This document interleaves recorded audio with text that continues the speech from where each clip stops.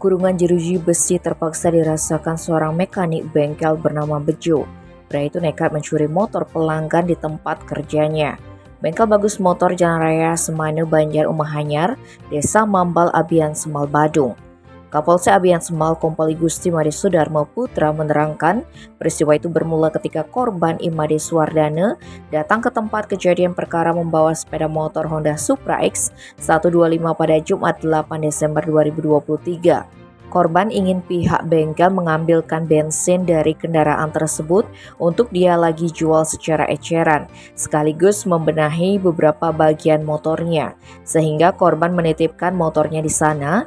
Namun setelah Bejo menyelesaikan apa yang diminta oleh korban, pria itu malah membawa motor korban menuju ke sebuah bengkel yang terletak di Desa Sidekarya, Denpasar Selatan. Pelaku bermaksud pindah dari tempat kerja yang lama dan melamar di sana. Atas perbuatannya, Bejo terancam hukuman selama-lamanya 5 tahun penjara. Tim Bali Express melaporkan.